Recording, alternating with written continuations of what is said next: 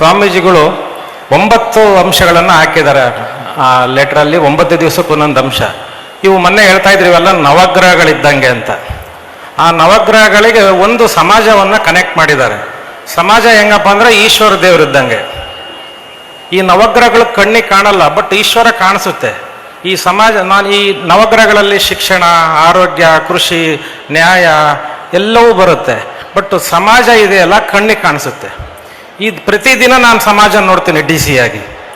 ಈ 9 ಅಂಶಗಳು ಕಣ್ಣಿಗೆ ಕಾಣದೇ ಇದ್ರೂ ಕೂಡ ಸಮಾಜ ನನಗೆ ಪ್ರತಿದಿನ ಕಾಣಿಸುತ್ತೆ. ಒಬ್ಬರು ನನಗೆ ನ್ಯಾಯ ಸಿಕ್ಕಿಲ್ಲ ಅಂತ ಬರ್ತಾರೆ, ಒಬ್ಬರು ಕೃಷಿನಲ್ಲಿ ಏನೋ ನನಗೆ ಅನುಕೂಲ ಆಗಿಲ್ಲ ಅಂತ ಬರ್ತಾರೆ, ಒಬ್ಬರು ಮಹಿಳೆಯರಿಗೆ ನಮಗೆ ಸಹಕಾರ ಇಲ್ಲ ಅಂತ ಬರ್ತಾರೆ. ಹಿಂಗೆ ಈ ರೀತಿ ಎಲ್ಲ ಬರ್ತಕ್ಕಂಥದ್ದು ಒಬ್ಬ ಜಿಲ್ಲಾಧಿಕಾರಿಯಾಗಿ ನನಗೆ ಸಮಾಜ ಮುಂದೆ ಬರುತ್ತೆ. ಮತ್ತು ಶಿಕ್ಷಣದ ಬಗ್ಗೆ ನಾನು ಅಂತ ದೊಡ್ಡ ತಜ್ಞೆ ಅಲ್ಲದೇ ಇದ್ರೂ ಕೂಡ ಒಂದೆರಡು ವಿಚಾರ ನಾನು ನಿಮಗೆ ಹೇಳಲೇಬೇಕಾಗುತ್ತೆ. ಅದಕ್ಕೂ ಮುಂಚೆ ನನಗೆ ಈ ತರಳುಬಾಳ ಹುಣ್ಣಿಮೆ ನಾನು ಮೊದಲನೇ ಬಾರಿ ಅಟೆಂಡ್ ಆಗ್ತಾ ಇದ್ದೀನಿ ಸಿರಿಗೆರೆಯಿಂದ ಹೊರಗಡೆ. ಹಿಂದಿನ ವರ್ಷ ಸಿರಿಗೆರೆಯಲ್ಲಿ ಆಗಿತ್ತು. ನಾನು ಮೊದಲನೇ ಬಾರಿಗೆ ತರಳುಬಾಳ ಹುಣ್ಣಿಮೆಯನ್ನು 1993ರಲ್ಲಿ 9ನೇ ಕ್ಲಾಸ್ ಇದ್ದಾಗ ಜಗಳೂರಲ್ಲಿ ನಾನು ಒಬ್ಬ ಭಕ್ತನಾಗಿ ಹೋಗಿದ್ದ ನೆನಪಿದೆ. ಅದು ಬಿಟ್ಟರೆ ಇವತ್ತು ವೇದಿಕೆ ಮೇಲೆ ನಾನು ಬಂದು ಕೂತಿದ್ದೀನಿ, ಗುರುಗಳ ಜೊತೆ ಇದ್ದೀನಿ. ಇದಕ್ಕೆ ಕಾರಣ ಶಿಕ್ಷಣ. ಇದಕ್ಕೆ ಕಾರಣ ಶಿಕ್ಷಣ ಮತ್ತು ಅದಕ್ಕೆ ಸಂಬಂಧಿಸಿದ ಸಮಾಜ. ನಾನು ಇಲ್ಲೇ ಪಕ್ಕದ ಗಂಗನಕಟ್ಟೆ ಗ್ರಾಮದವನು. ನಾನು ನಮ್ಮ ಹಳ್ಳಿನಲ್ಲೇ ನಾನು 1 to 7th ಓದ್ದವನು. ಅದಾದಮೇಲೆ ನೇರ್ಲಿಗೆಯಲ್ಲಿ ನಾನು ಹೈಸ್ಕೂಲನ್ನು ಓದ್ದವನು. ಅದರ ನಂತರ ಕಾಲೇಜ್, ನನ್ನ PUC science G Channappa junior college Anagodu. ಹಾಗಾಗಿ ಮಠದ ಕಾಲೇಜಿನಲ್ಲಿ PUC ಓದಿ, ಮಠದ ಕಾಲಿನಲ್ಲಿ PUC ಓದಿ ನಾನು 9ನೇ ಕ್ಲಾಸಲ್ಲಿ ಒಬ್ಬ ಭಕ್ತನಾಗಿ ತರಳುಬಾಣ ಹುಣ್ಣಿಮೆ ಜಗಳೂರಲ್ಲಿ ನೋಡಿ ಇವತ್ತು ನಾನು ಸ್ವಾಮೀಜಿ ಜೊತೆಗೆ ಸ್ಟೇಜಿಗೆ ಬರಲಿಕ್ಕೆ ಅವಕಾಶ ಮಾಡಿಕೊಟ್ಟಿರ್ತಕ್ಕಂಥವ್ರು ಯಾರು ಅಂದರೆ ಶಿಕ್ಷಣ ಮತ್ತು ಶಿಕ್ಷಣ ಸಂಸ್ಥೆ ಹಾಗೂ ಶಿಕ್ಷಕರು.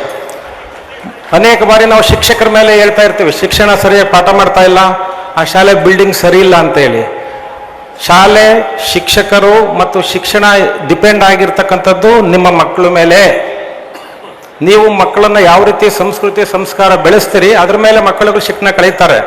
ನಾವು ಓದಬೇಕಾಗಿದ್ದಾಗ ಈಗ ಅನ್ಬೋದು, ಸರ್ ನೀವು ಅವಾಗ ಓದಿದಾಗ ಎಲ್ಲ ಚೆನ್ನಾಗಿತ್ತು, ಈಗ ಭಾಳ ಇದಾಗಿದೆ ಅಂತ. ಏನೂ ಇಲ್ಲ. ನನಗೆ ಒಂದು ಪದ್ಯ ನಾನು ಓದಿದ್ದು ನೆನಪಿದೆ, ಬೇಕಾದ್ರೆ ಯಾರಾದ್ರೂ ಹೇಳ್ಬೋದು. ಸ್ಥವಿರಗಿರಲ ಚಲನದಾಸೆ, ಮೂಕವನದ ಗೀತೆದಾಸೆ, ಸೃಷ್ಟಿವರಯ ಒತ್ತು ತಿರುಗ ನಗುವಿನಾಸೆನ, ಬಾಳ್ವೆಗೆಲ್ಲ ನಾನೇ ಮೆಚ್ಚು, ಲೋಕಕ್ಕೆಲ್ಲ ಅಚ್ಚುಮೆಚ್ಚು, ನಾನೇ ನಾನ ಎನ್ನ ಹುಚ್ಚು, ಬಿಡುವೆನ ಆಸೆನ ಅಂತ. ಯಾರಾದ್ರೂ ಹೇಳ್ತೀರಾ ಯಾವ ತರಗತಿಯಲ್ಲಿ ಪದ್ಯ ಇತ್ತು ಅಂತ? ಯಾವ ತರಗತಿಯಲ್ಲಿ ಪದ್ಯ ಇತ್ತಿದು? 7ನೇ ಕ್ಲಾಸ್ ತರಗತಿಯಲ್ಲಿ ಇತ್ತು. ಅವತ್ತು ಓದಿದ್ದು ನಾನು 90ನೇ ಇಸ್ವಿನಲ್ಲಿ. ಇವತ್ತು ಹೇಳ್ತಾ ಇದ್ದೀನಿ. ಅದು ಕಾರಣ ಯಾರು? ಶಿಕ್ಷಕರು. ಕನ್ನಡ ಶಾಲೆಯಲ್ಲಿ ಓದಿದ್ದೆ, ಹಳ್ಳಿನಲ್ಲಿ ಓದಿದ್ದೆ. ಇವತ್ತು ನೆನಪಿಡ್ಕೊಂಡು 35 ವರ್ಷ 40 ವರ್ಷ ಆದಮೇಲೆ ನಿಮ್ಮ ಮುಂದೆ ಇಷ್ಟು ಚೆನ್ನಾಗಿ ಹೇಳ್ತಾ ಇದ್ದೀನಿ, ಏನು ಬರ್ಕೊಂಬಂದಿಲ್ಲ ನಾನು. ಹಾಗಾಗಿ ಶಿಕ್ಷಣ ಅನ್ನೋದು ತುಂಬ ಭ್ರಮೆ ಅಲ್ಲ. ನೀವು ಹಂಗೆ ಭ್ರಮೆ ಮಾಡ್ಕೊಂಬಿಟ್ಟಿದ್ದೀರಿ. ನೀವು SLC ಪಾಸು, PUC ಫೇಲು, ನಿಮ್ಮ ಮಕ್ಕಳು ನೀಟ್ ಓದಬೇಕು, 90% ಬರಬೇಕು. ಹೆಂಗೆ ಸಾಧ್ಯ? ಓದಿಸಿ ಮಕ್ಕಳನ್ನ 90% ಬರಬೇಕು, 95% ಬರಬೇಕು ಅಂತ ಹೇಳಿ ಭ್ರಮೆಗೆ ಹೋಗಬೇಡಿ.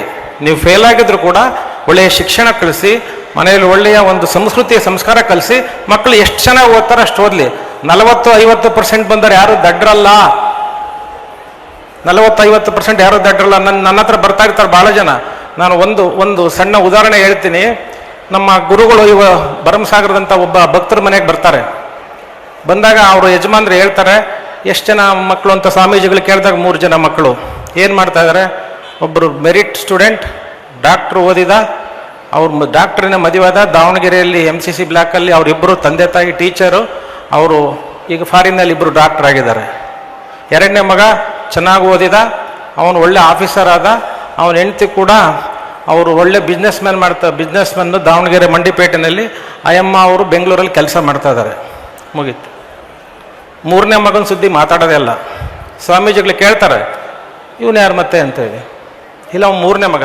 ಅದು ಏನು ಮಾಡಿದ? ಏನು ಓದಲಿಲ್ಲ ಸ್ವಾಮೀಜಿ, PUC ತನಕ ಓದಿದ, ಸುಮ್ಮನೆ ಏನು ಹೆಣ್ಣು ಕೊಡಲ್ಲ ಅಂತ ಒಂದು ಡಿಗ್ರಿ ಮಾಡಿಸಿದ್ವಿ, ಏನು ಓದ್ತಾ ಇಲ್ಲ, ಇಲ್ಲಿ ವ್ಯವಸಾಯ ಮಾಡ್ತಾ ಇದ್ದಾನೆ. ಮತ್ತು ಅಯ್ಯಮ್ಮ ಯಾರು? ಸೊಸೆ. ಏನು ಮಾಡ್ತಾರೆ? ಚನ್ನಗಿರಿ ಕಡೆ ಎಲ್ಲ ವ್ಯವಸಾಯ ಮಾಡ್ತಾರೆ ಸ್ವಾಮೀಜಿ, ಮನೆಯಾಗಿದ್ದಾರೆ ಅಂತ. ನಮ್ಮ ಮನಸ್ಥಿತಿ ಹೆಂಗಿದೆ ನೋಡಿ. ಡಾಕ್ಟ್ರು ಅವರ ಟೀಚರು, ಅವ್ರದ್ದು ಹೇಳ್ತಾ ಇದೀವಿ, ಅವ್ರ ಟೀಚರ್ದು ತಂದೆ ತಾಯಿ ಅಂತ. ಒಬ್ಬ ಆಫೀಸರು, ಅವ್ರ ತಂದೆ ಬಿಸ್ನೆಸ್ ಮಾಡ್ತಾರೆ ಅಂತ ಹೇಳ್ತಾ ಇದ್ದೀರಿ. ಇವರು 3ನೇ ಮಗ 10 ಎಕರೆ ತೋಟ ಇಟ್ಕೊಂಡಾನೆ. ಅವನ ಹೆಂಡತಿ ಚನ್ನಗಿರಿಯಲ್ಲಿ ಮದುವೆ ಆಗಿದ್ದಾರೆ, 20 ಎಕರೆ ತೋಟ ಇದೆ, ನಮ್ದು ಎಲ್ಲ ಸ್ಯಾಲ್ರಿ ಸೇರ್ಸಾರೆ ಅಷ್ಟು ದುಡಿತಾರೆ ಗಂಡ ಹೆಂಡತಿ ಅವರು. ಅದ್ರ ಬಗ್ಗೆ ತಂದೆ ತಾಯಿ ಹೇಳೋದೇ ಇಲ್ಲ, ಅದ್ರ ಬಗ್ಗೆ ಹೇಳಂಗೆ ಇಲ್ಲ, ಅವ್ರು ಬರೀ ಅವ್ರದ್ದೇ ಹೇಳ್ತಾರೆ. ಬಟ್ ಕೊನೆಗೆ ನಿಮ್ಮನ್ನು ಯಾರು ಸಾಕ್ತಾರೆ ಅಂತ ಸ್ವಾಮೀಜಿ ಕೇಳ್ತಾರೆ. ಆ ಫಾರಿನ್ನಾಗಿರೋ ಏನಾರು ಸಾಕ್ತಾ ಇದ್ದಾರಾ? ಬೆಂಗಳೂರಿಗಾರ ಯಾರು ಸಾಕ್ತಾ ಇದ್ದಾರೆ? ಯಾರೆಲ್ಲ ಸ್ವಾಮೀಜಿ, ಇವನೇ ಸಾಕ್ತಾನೆ ಅಂತೇಳಿ. ನಾವೇನು ತಿಳ್ಕೊಂಡ್ಬಿಟ್ಟಿದ್ವಿ, ನೀವೆಲ್ಲ ಇಲ್ಲಿ ಇದ್ದೀರಿ ತಂದೆ ತಾಯಿಗಳು, ಮಗ ನೌಕರದಾರ ಆದರೆ ಹೆಮ್ಮೆ, ಮಗ ಡಾಕ್ಟರ್ ಆದರೆ ಹೆಮ್ಮೆ, ಮಗ ಇಂಜಿನಿಯರ್ ಆದರೆ ಹೆಮ್ಮೆ ಅಂತ ನಿಮಗೆ ಭ್ರಮೆ ಇದೆ. ಮುಂದೆ ಒಂದು ಸ್ವಲ್ಪ ದಿವಸದಲ್ಲಿ ಒಂದು ಕಾಲ ಬರುತ್ತೆ, ಏನಾದರೂ ನಿಮ್ಮ ಮಕ್ಕಳು ಏನು ಮಾಡ್ತಾ ಇದ್ದಾರೆ ಅಂದರೆ, ಸ್ವಾಮೀಜಿ ನಮ್ಮ ಮಕ್ಕಳು ನಮ್ಮನ್ನು ಸಾಕ್ತಾ ಇದ್ದಾರೆ ಅಂದ್ರೆ ಮಾತ್ರ ಗೌರವ ಇವತ್ತು ಸಮಾಜದಲ್ಲಿ ಬರುತ್ತೆ. ಇದು ಶತಸಿದ್ಧ. ಆ ಒಂದು ಹಿನ್ನೆಲೆಯಲ್ಲೇ ಇವತ್ತು ಗುರುಗಳು ರೈತರಿಗೆ ಅನುಕೂಲವಾಗುವಂತೆ ನೀರನ್ನು ಬಿಟ್ಕೊಟ್ಟಿದ್ದಾರೆ, ಎಲ್ಲ ಕೆರೆಗಳಿಗೂ ನೀರು ಬಿಟ್ಟಿದ್ದಾರೆ. ಯಾವ ಉದ್ದೇಶಕ್ಕೆ ಅಂದರೆ ಮುಂದೆ ಒಂದಿನ ರೈತರಿಂದನೇ ನಡಿಬೇಕೆಲ್ಲದು. ಇವತ್ತೇನೇ ಆಗಲಿ ನನ್ನ ಎದುರಿಗೆ ಭಾಳ ಜನ ಬರ್ತಾರೆ. ಉದಾಹರಣೆ, ಇದು ಭ್ರಮೆಯಿಂದ ಹೇಳ್ತಾ ಇಲ್ಲ, ನನ್ನ ಜೊತೆ ಬರ್ತಾರೆ ಡೈಲಿ ನನ್ನ ಹತ್ರ ಸೀನಿಯರ್ ಸಿಟಿಜನ್ ಕೇಸ್ ತಗೊಂಡು, ಹಿರಿಯ ನಾಗರಿಕರ ಕೇಸು. ಈ ಒಂದು ವಾರದಿಂದ ಬಂದಿದ್ರು. ಏನು ಕೆಲಸ ಮಾಡ್ತಾ ಇದ್ದಾರೆ? ನಾನು ಟೀಚರು, ಮಕ್ಕಳೇನು 2 ಎಂಪ್ಲಾಯ್ಸ್ ಇದ್ದಾರೆ. ಎಲ್ಲಿದ್ದಾರೆ? ಒಬ್ಬರು ಬೆಂಗಳೂರಲ್ಲಿದ್ದಾರೆ, ಒಬ್ಬರು ಟೀಚರ್ ಇದ್ದಾರೆ. ನಾನು ಮಿಸ್ ಆಗಿ ನನ್ನ ಮಕ್ಕಳಿಗೆ ಆಸ್ತಿ ಬರ್ಕೊಟ್ಬಿಟ್ಟೆ. ಈಗ ನಾನು ನೋಡ್ಕೊಳ್ತಾ ಇಲ್ಲ, ನನಗೆ ವಾಪಸ್ ಆಸ್ತಿ ಕೊಡಿ. ಕೇಳಿದೆ ನಾನು, ಯಾಕೆ ವಾಪಸ್ ಆಸ್ತಿ? ಇಲ್ಲ, ನನ್ನ ಮಕ್ಕಳ ಮೇಲೆ ನಂಬಿಕೆ ಇತ್ತು ಸರ್, ನಾನು ಟೀಚರ್ ಅಲ್ಲ, ಪೆನ್ಷನ್ ಬರ್ತಾ ಇತ್ತು, ಕೊಟ್ಬಿಟ್ಟಿದ್ದೀನಿ, ಈಗ ತುಂಬ ಕಷ್ಟ ಆಗ್ತಾ ಇದೆ, ವಾಪಸ್ ಆಸ್ತಿ ಕೊಡಿ ಅಂತ. ಇಂಥವು ದಿನೇ ದಿನೇ ನನಗೆ ಕೆಲಸ ಬರ್ತಾ ಇದ್ದಾವೆ. ಈಗ 1 ವರ್ಷ 6 ತಿಂಗಳಾಯ್ತು ನಾನು ಜಿಲ್ಲಾಧಿಕಾರಿ ಆಗಲಿ, ಒಂದು ಕೇಸು ರೈತರ ಕೇಸ್ ಬಂದಿಲ್ಲ. ನನ್ನ ಮಗ ರೈತ ಇದ್ದಾನೆ, ನನಗೆ ಆಸ್ತಿ ಕೊಡ್ತಾ ಇಲ್ಲ, ನಾನು ಸಾಕ್ತಾ ಇಲ್ಲ ಅಂತ ಒಂದು ಕೇಸು ಬಂದಿಲ್ಲ. ಇದು ಯಾವುದೋ ಒಗ್ಗಳಿಕೆಗೆ ಹೇಳೋದಿಲ್ಲ. ನಾನು ಇಲ್ಲಿ ಹಳ್ಳಿಯಿಂದ ಬಂದಿರತಕ್ಕಂಥನು, ನಾನು ಕೂಡ ನಂದು ಹೊಲ ಇದೆ, ತರಕಾರಿ ಬೆಳಿತೀನಿ, ಅಡಿಕೆ ಬೆಳಿತೀನಿ, ಇಲ್ಲೇ ಕಾಲೇಜಲ್ಲಿ ಓದಿದ್ದೀನಿ, ಮಠದ ಋಣದಲ್ಲಿದ್ದೀನಿ. ಹಾಗಾಗಿ ಹೇಳ್ತಾ ಇದ್ದೀನಿ, ಇವತ್ತು ಸಂಸ್ಕೃತಿ ಸಂಸ್ಕಾರಗಳನ್ನು ತಂದೆ ತಾಯಿಗಳು ತಿಳಿಬೇಕು. 95% ಅಲ್ಲ, 100% ಅಲ್ಲ, ಬರೀ ನೀಟ್ ಅಲ್ಲ, IAS ಅಧಿಕಾರಿ ಅಲ್ಲ ಇಂಪಾರ್ಟೆಂಟು. ನಿಮ್ಮ ಮಕ್ಕಳು ಉತ್ತಮ ನಾಗರಿಕರಾಗಬೇಕು. ಆ ನಾಗರಿಕರಾಗಿ ಏನು ಬೇಕು? ಇಂತಹ ಒಂದು ಸಭೆ ಸಮಾರಂಭಗಳು, ಒಳ್ಳೊಳ್ಳೆಯ ಆಧ್ಯಾತ್ಮಿಕ ಚಿಂತನೆಗಳನ್ನು ಮಕ್ಕಳಲ್ಲಿ ತುಂಬಿ ಅವಾಗ ನಿಮಗೆ ಒಳ್ಳೆಯದಾಗುತ್ತೆ ಅಂತ ಹೇಳ್ತಾ ಒಂದು ಸಣ್ಣ ಕಥೆಯನ್ನು ಹೇಳಿ ನಾನು ಮುಗಿಸ್ತೇನೆ. ಒಂದು ಸ್ವಾಮೀಜಿಗಳ ಒಂದು ಮಠದಲ್ಲಿ ಅನೇಕ ಜನ ಭಕ್ತರಿರ್ತಾರೆ. ಆ ಭಕ್ತರಲ್ಲಿ ಒಳ್ಳೆಯವರು ಇರ್ತಾರೆ, ಕೆಟ್ಟವರು ಇರ್ತಾರೆ. ಒಬ್ಬ ತುಂಬ ದಡ್ಡ ರಾಮ ಅಂತ ಭಕ್ತ. ಅವನು ಸ್ವಾಮೀಜಿಗಳು ನೋಡಿ ನೋಡಿ ಅವನಿಗೆ ಏನು ಕಲಿಸಿದ್ರು ಕಲಿಯಲ್ಲ. ಕೊನೆಗೆ ಒಂದು ಜನ ಸಿಟ್ಟು ಬಂದು, ಏ ರಾಮ, ತಲೆ ಬುದ್ಧಿ ಇದೆಯೇನೋ, ಓ ಕತೆ ಹೊಡ್ಕೊಂಡು ಹೋಗಿ, ನೀನು ಕತೆ ಕಾಯ ಹೋಗು ಅಂತ ಕಳಿಸ್ಬಿಡ್ತಾರೆ. ನೀನು ಮತ್ತೆ ಬರ್ಕೊಡ್ದು, ಕತೆ ಹೊಡ್ಕೊಂಡು ಹೋಗು ಅಂತೇಳಿ. ಆ ಕತ್ತೆ ಹೊಡ್ಕೊಂಡು ಹೋಗ್ತಾನೆ ಅವನು. ಸುಮ್ಮನೆ ಹೋಗಿ ಮುಂದೆ ಎಲ್ಲೋ ಒಂದು ಊರಲ್ಲಿ ಹೋಗಿ ಕತ್ತೆನ ಮೇಯಿಸ್ತಾನೆ, ನೀರು ಕುಡಿಸ್ತಾನೆ. ಸ್ವಾಮೀಜಿಗಳು ಬೈದ್ಬಿಟ್ರು, ಕತ್ತೆ ಹೊಡ್ಕೊಂಡು ಹೋಗು ಅಂತ ಹೇಳಿದ್ದಾರೆ. ಹೊಡ್ಕೊಂಡು ಬಂದಿದ್ದೀನಿ ಅಂತ ಹೇಳಿರ್ತಾನೆ. ಸುಮಾರು 2-3 ವರ್ಷ ಆಗುತ್ತೆ, ಕತ್ತೆ ಸಾಯುತ್ತೆ. ಕತ್ತೆ ಸತ್ತ ಮೇಲೆ ಅದನ್ನು ಮತ್ತೆ ಸ್ವಾಮೀಜಿಗಳು ಹೇಳಿದ್ದಾರೆ ಕತ್ತೆ ಹೊಡ್ಕೊಂಡು ಹೋಗಂತ. ಅವ್ರ ಆದೇಶ ಪಾಲನೆ ಮಾಡಲೇಬೇಕು. ಕತ್ತೆಗೆ ನೀರು ಆಹಾರ ಎಲ್ಲ ಕೊಟ್ಟಿದ್ದೀನಿ. ಸತ್ತಾಗ ಅದನ್ನು ಗುಂಡಿ ಮುಚ್ಚಿ ಅದು ಮೇಲೆಲ್ಲ ಒಂದು ಮಣ್ಣು ಹಾಕಿ ಅದನ್ನು ಸುತ್ತರಿತಾ ನಿಮಗೆ ಕೈ ಮುಗಿದು. ಯಾಕಂದರೆ ಸ್ವಾಮೀಜಿ ಆದೇಶ ಇದೆ, ಗುರುಗಳ ಆದೇಶ ಇದೆ, ನಾನು ಅದನ್ನು ಸರಿಯಾಗಿ ನೋಡ್ಕೋಬೇಕು ಅಂತ. ಜನ ಎಲ್ಲ ನೋಡ್ತಾರೆ, ಬರ್ತಾರೆ, ಏನೋ ಸುತ್ತರಿತಾ ಅದನ್ನೇ ಸಮಾಧಿ ಮುಂದೆ ಅಂತ ಹೇಳ್ತಾರೆ. ಅವನು ಮೊದಲಿಗೆ ದಡ್ಡ, ಜಾಸ್ತಿ ಮಾತಾಡೋದಿಲ್ಲ, ಬಂದವರಿಗೆಲ್ಲ ಕೈ ಮುಗಿತಾನೆ. ಅಲ್ಲೆಲ್ಲ ಜನ ಸೇರ್ತಾರೆ, ಒಳ್ಳೆಯ ಅದರಿಂದ ಅನುಕೂಲ ಆಗುತ್ತೆ ಅಂತೇಳಿ ದೊಡ್ಡ ಮಠ ಕಟ್ತಾರೆ. ಇವನ್ನೆಲ್ಲ ಮಾಡಿ ಕೊನೆಗೆ ಬಂದು ಭಕ್ತರಿಗೆ ತೀರ್ಥ ಕೊಡ್ತಾನೆ. ಅದಕ್ಕೆ ರಾಮ ಪ್ಲಸ್ ತೀರ್ಥ, ರಾಮ ತೀರ್ಥ. ಎಲ್ಲರೂ ಏನಂತಾರೆ, ರಾಮ ತೀರ್ಥ ಸ್ವಾಮಿಗಳು, ರಾಮ ತೀರ್ಥ ಸ್ವಾಮಿಗಳು ಅಂತ ಮಾತಾಡಲ್ಲ, ಬರೀ ತೀರ್ಥ ಕೊಡ್ತಾನೆ. ದೊಡ್ಡದು ಸಂಸ್ಥಾನ ಬೆಳೆಯುತ್ತೆ, ಸಾಕಷ್ಟು ಜನ ಬರ್ತಾರೆ, ಲಕ್ಷಾಂತರ ಜನ ಊಟ ಮಾಡ್ತಾರೆ, ಲಕ್ಷಾಂತರ ಜನ ಹೋಗ್ತಾರೆ. ಮುಂದಿನ ಅದೇ ಸ್ವಾಮಿಗಳು ದಾರಿನಲ್ಲಿ ಹೋಗ್ಬೇಕಾದ್ರೆ ನೋಡ್ತಾರೆ, ಹಿಂಗೆ ಹೈವೇನಲ್ಲಿ ಏನೋ ಭಾಳ ಜನ ಇದೆಯಲ್ಲ, ಹೋಗೋಣ ಬನ್ನಿ ಅಂತ. ಬಂದಾಗ ಎಲ್ಲ ಜನ ನೋಡ್ತಾ ಇರ್ತಾರೆ, ಏನಿದು, ಏನು ಸಮಾಧಿ, ಸಮಾಧಿ ಯಾರೋ ಪುಣ್ಯಾತ್ಮರ ಸಮಾಧಿ, ಇಲ್ಲಿ ಬಂದರೆ ಎಲ್ಲ ಕೆಲಸ ಆಗುತ್ತೆ, ಅದಕ್ಕೆ ಎಲ್ಲ ಭಕ್ತಿ ಇದೆ ಅಂತ. ಅಲ್ಲಿ ಏನು ಸ್ವಾಮೀಜಿ ರಾಮತೀರ್ಥ ಇರ್ತಾರೆ, ಇಮಿಡಿಯೇಟ್ ಓಡ್ ಬಂದು ಸ್ವಾಮೀಜಿಗಳು ಪಾದಕ್ಕೆ ನಮಸ್ಕಾರ ಮಾಡ್ತಾನೆ. ಎಲ್ಲರೂ ಜನ ಶಾಕ್ ಆಗ್ತಾರೆ, ಲಕ್ಷಾಂತರ ಜನ.